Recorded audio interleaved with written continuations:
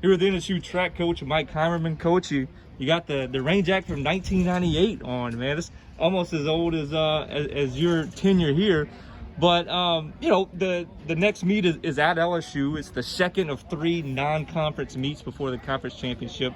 We've talked a little bit about how obviously fewer meets. What are you going to be looking for in general from just that second of 3 non-con meets? Well, as you can tell, since I got a rain jacket on, that means we've got some pretty inclement weather out here. The temperature's not bad, but rain is not conducive to anything for us to do well in practice. So it'll be serve as a great tune-up for another practice and get on a indoor facility and do some things that we can't do outside. So it just prepares us. Everything's set up to prepare us for the indoor conference championships.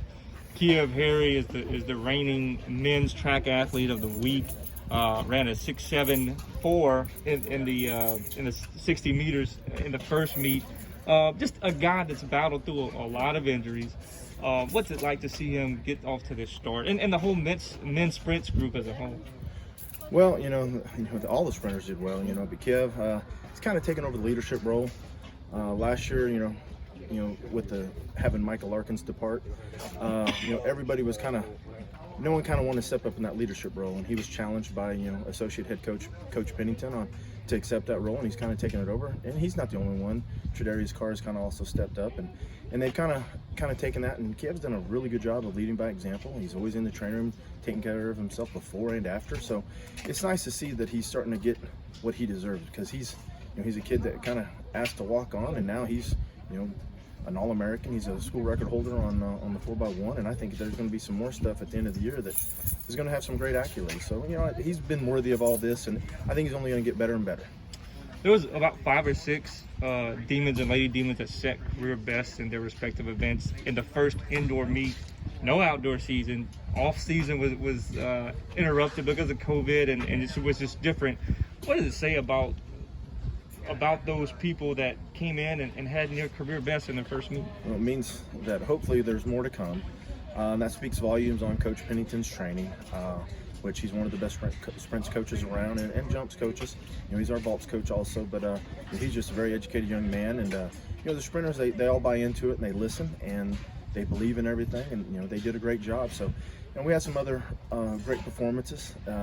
Kristen McDuffie in the weight throw, and they're just all getting confident. To be off 10 months, no outdoor season, and then in our fall, we still had COVID regulations. We had, two hurricanes, so there's been a lot of interruptions. So, it just speaks volume with the determination of all these young student athletes. When you're looking for scores at a conference meet, you had 2 middle distance kids that set personal best. Olivia Sipes on the women's side, Peyton Vitterick on the men's side. For them to come out and set personal best in the first meet, potentially kids that could blossom into scores for you indoors. I mean, how big was that to see different types of groups doing well? It was nice. Indoor, those 2 both struggled last year because being true freshmen and, not getting to really run inside much. Your freshman year, you take, in high school they didn't get to run much. So as a freshman in college, you really take a beating, running that indoor circuit, because the track's half the size. And it's just, especially for a distance runner, I can't imagine, as an 800-meter person, you got 2 laps, but indoor you got 4. It's a whole different strategy. Being a miler, instead of 4 laps, you had 8. So there's a lot of strategy. I can't even say the word. Strategy involved. Wow, tongue-tied today. Oof, I need to work on my vocabulary. But anyway, for those 2 to come out, Coach Jones has done a great job with those distance kids, and they've bought into everything again, and I think both of those young student athletes are going to have a great indoor season. They're training very, very well, and they're doing all the right things. So, it'd be nice if we can get some points out of them.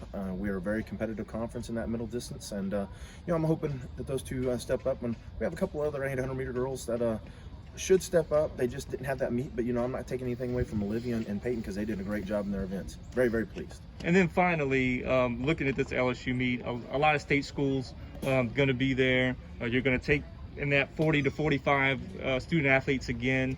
What are some things that you're going to be hoping to see out of this group? Well, we're going to take a few kids who didn't get to travel the first meet. So they'll get an opportunity to go in and compete. And for some of the other kids, we're just looking to hopefully improve on what we did last time. Since it's not a bank track, we won't run a 200 or 400 meter in there.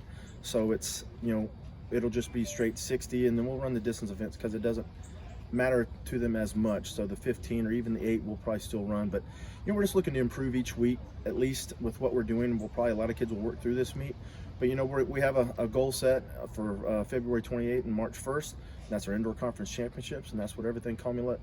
I can't even say that word. Accumulates up to that performance. So that's what we're got everything pointed towards, and hopefully we'll do well then. Mike, thank you so much. Thank you.